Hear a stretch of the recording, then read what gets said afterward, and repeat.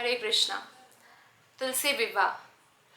तो तुलसी विवाह के पीछे ये कथा है कि एक बार जो है गोलक धाम में जहाँ भगवान श्री कृष्ण निवास करते हैं, वहाँ पे जो गोपी है वृंदा गोपी, वो भगवान श्री कृष्ण के जो भगवान कृष्ण के कृपा से, भगवान कृष्ण के आलिंगन से वो इतना प्रसन्न हो गई थी कि वो जो है अचेतन प्राय हो गई थी। उनको कोई सेवा का भान नहीं था। और राधा रानी जो है, श्रीमती राधा रानी कृष्ण से अभिन्न है। तो श्रीमती राधा रानी वृंदा के जो मन की बात है वो जान गई थी कि वृंदा चाहती है कि भगवान श्री कृष्ण को वो पति रूप में प्राप्त करे, और इसीलिए जो है उनको ऐसा श्राप देते हैं। लेकिन राधा रानी का जो श्राप है उसमें कृपा छुपी होती है, और कहते हैं कि जाओ तुम भूलोक में, मतलब भौतिक जगत में जाकर जो है आप जन्म ग्रहण करो। तो ऐसे श्राप दिया। तो फिर वो वृंदा आती है, और इस भौतिक जगत में भी वो जब आती है तो भी वो तपस्या करने लगती है भगवान विष्णु को पति रूप में पाने के लिए, कृष्ण को। तो इस प्रकार वो तपस्या करने लगती है। और उधर जो है एक गोप बालक थे जो तुलसी वृंदा को पसंद करते थे। हालांकि गोलक धाम में सब लोग भगवान श्री कृष्ण के प्रति ही आकर्षित रहते हैं। तो वो बात भी राधा रानी से छुपी नहीं थी। राधा रानी, जैसे कृष्ण अंतर्यामी है, राधा रानी भी है, तो राधा रानी सब कुछ जानती है। तो एक बार ऐसा हुआ कि भगवान श्री कृष्ण विश्राम कर रहे थे, गोप बालकों के बीच में थे। तो राधा रानी कृष्ण से मिलने गई। तो वो जो गोप बालक था जो वृंदा को पसंद करते थे, तो उन्होंने उनको प्रवेश के लिए मना कर दिया। तो राधा रानी ने श्राप दिया कि अच्छा, मुझे प्रवेश के लिए मना करते हो, जाओ तुम जाके राक्षस बन जाओ भूलोक में। तो एक्चुअली राधा रानी की इसमें भी कृपा छुपी हुई है, क्योंकि राधा रानी उनके भी मन की बात को जानते हैं कि वृंदा से वो विवाह करना चाहते हैं।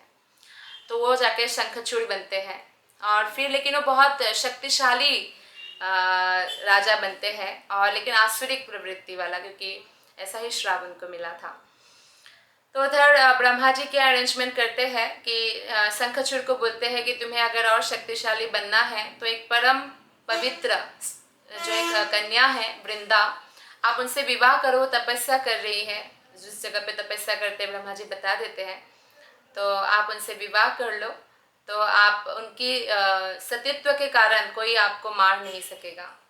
और इधर वृंदा को जाकर भी ब्रह्मा जी बोलते हैं कि जो शंखचूड़ है वो एक्चुअली भगवान का ही विस्तार है, कि ऑब्वियसली भगवान श्री कृष्ण का ही सारे गोप बालक भी एक प्रकार से विस्तार है। तो इस प्रकार से वो भगवान की ही अंश हुआ। तो फिर शंखचूड़ जाके वृंदा से विवाह का प्रस्ताव देते हैं, और वृंदा भी, क्योंकि ब्रह्मा जी पहले ही बता चुके हैं, तो विवाह कर लेते हैं शंखचूड़ से। लेकिन वृंदा इतनी पवित्र स्त्री है और इतना सतीत्व का प्रभाव है कि शंखचूड़ जो है और शक्तिशाली बन गया। उनको कोई भी नहीं मार सकता, भले ही कोई कितना ही बड़ा देवता क्यों ना हो। तो ये जो है देवताओं को बहुत इससे कष्ट हुआ। तो देवता लोग हमेशा जब कष्ट होता है तो ब्रह्मा जी के पास जाते हैं, और ब्रह्मा जी भगवान से प्रार्थना करते हैं। तो फिर भगवान ने कहा ठीक है, तो आप लोग ऐसा करो कि जो है वृंदा का जो सतीत्व है वो मैं नष्ट करता हूँ, और उसी समय जो है भगवान शंकर उनको त्रिशूल से वध कर दे। तो ऐसा ही हुआ। देवताओं के साथ जब असुरों का संग्राम हुआ तो शंखचूड़ उस दिन निकले युद्ध करने, और बीच में ही जो है, जैसे मान लीजिए सुबह निकले, दोपहर में ही आ गए शंखचूड़। इसलिए वो शंखचूड़ नहीं थे, भगवान विष्णु ही जो है रूप धारण करके आए थे। तो अपना ही पति जानकर जो है वृंदा देवी ने उनके साथ व्यवहार किया, और जैसे ही स्पर्श हुआ तो उनका सतीत्व नष्ट हुआ, क्योंकि परपुरुष का स्पर्श से सती स्त्री का सतीत्व नष्ट होता है।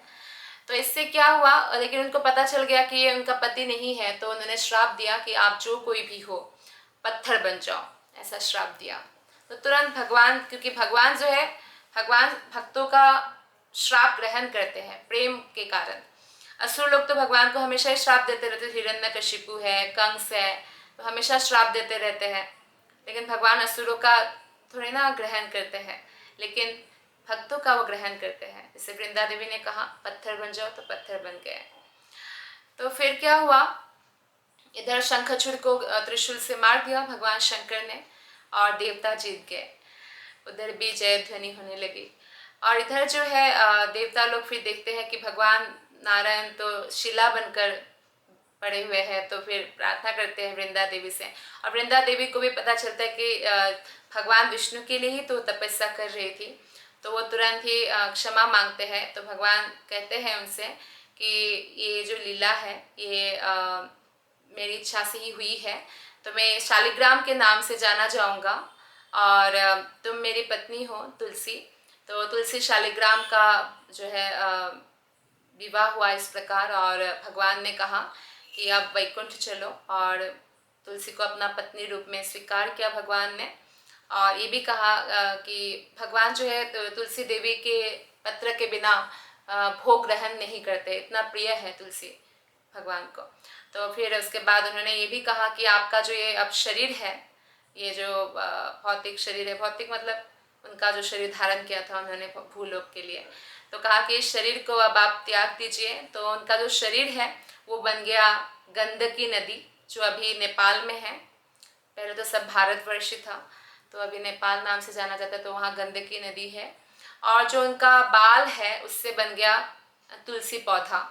तो ये भगवान का हमारे लिए बहुत बड़ी कृपा है कि भूलोक में भी जो है हमें भगवान अपने कृपा दिया और तुलसी देवी जो है हमें प्रदान किया, जिससे कि हम उनकी आरती करके, उनको जल अर्पण करके, परिक्रमा करके हम भगवत भक्ति प्राप्त कर सकते हैं। और गंडकी नदी जो है नेपाल में, वहाँ से ही शालिग्राम, समस्त शालिग्राम वहीं से ही आता है। और इस प्रकार तुलसी और शालिग्राम का विवाह होता है। धन्यवाद। हरे कृष्ण।